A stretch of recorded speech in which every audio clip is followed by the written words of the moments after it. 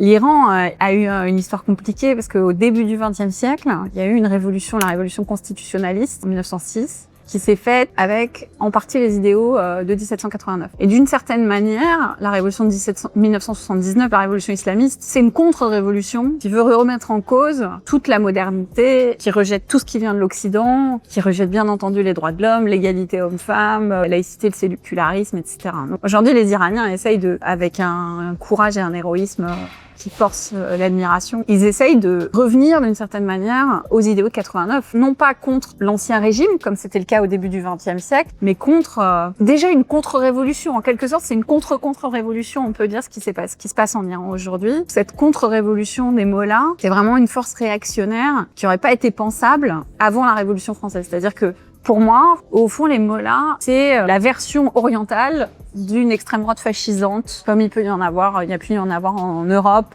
après la Révolution française. Ce qui est certain, c'est que les Iraniens, d'après ce que nous, on a pu étudier, ils sont profondément sécularisés. Ils aspirent à la liberté, à l'égalité, à la fraternité et à un régime démocratique. Donc oui, ils sont les héritiers de 1789 par plein d'aspects.